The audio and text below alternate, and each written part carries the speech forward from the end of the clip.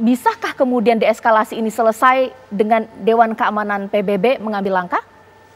Memang harapannya ada di Majelis Umum PBB, karena kalau kita serahkan keputusan atau katakanlah kita letakkan takdir itu pada Dewan Keamanan, di sana kan ada Amerika Serikat yang sudah pasti secara nature dia adalah unbreakable friend Israel, dan kita akan kehilangan kesempatan untuk memberikan negara-negara anak segala bangsa menentukan sikap dan memberikan suaranya.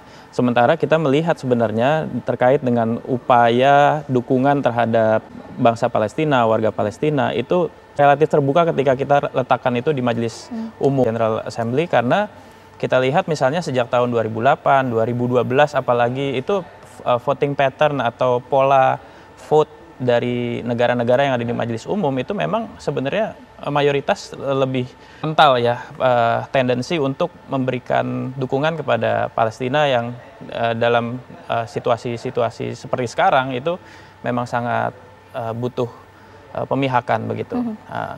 Di sisi lain sebenarnya saya juga mau tadi mempertegas bahwa ini bukan isu yang Indonesia bersikap karena kita Muslim majority country, bukan karena kita negara mayoritas Muslim, karena kita juga ingat selain kejadian Sheikh Jarrah kemarin itu ada di penghujung Ramadan, tapi juga kan kita lihat ada kejadian masyarakat Kristiani Palestina yang di Ascension of Christ Day itu tidak bisa ke gereja karena situasi konflik, dan sekali lagi ini memang masalah yang harus jadi atensi bagi anak segala bangsa, bukan hanya satu entitas keyakinan keagamaan tertentu gitu. Jadi ketika kita lihat kembali ke atensi masyarakat dunia, kita juga melihat negara-negara barat itu terdapat tren peningkatan ya kepedulian yang sebenarnya di 1-2 dekade yang lalu tidak seperti sekarang. Jadi atensi solidaritas kemanusiaan begitu meningkat,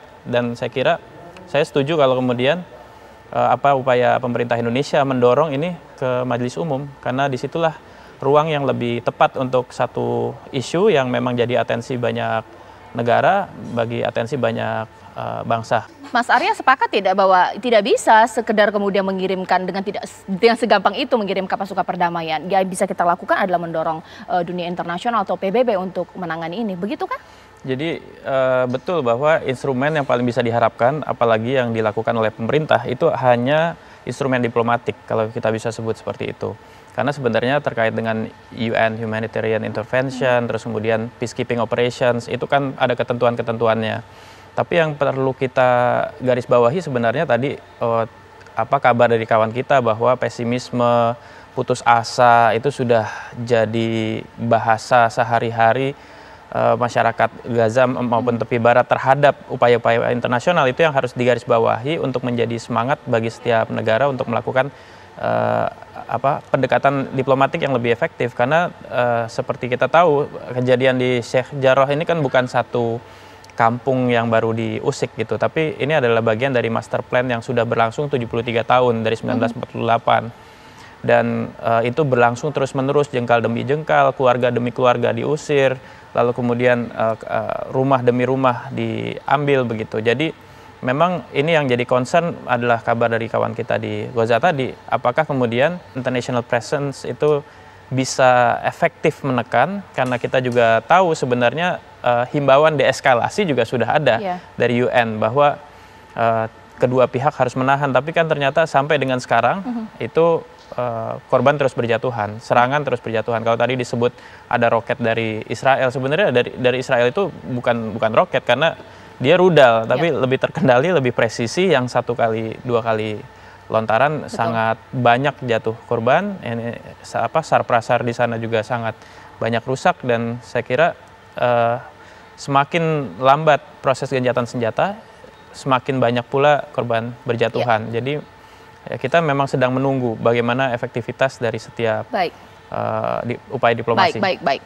Ada 2 keputusasaan dari masyarakat dan juga masyarakat Palestina. Kalaulah kemudian bersidang nanti Kamis, DKPBB bisa tidak mengambil keputusan tegas, dan kalaupun sudah mengambil keputusan tegas, bisakah penyelesaian konflik di Palestina akan terjadi sesaat lagi? Adakah forum seperti itu yang mungkin bisa menyelesaikan konflik lebih nyata lagi, Mas Arya?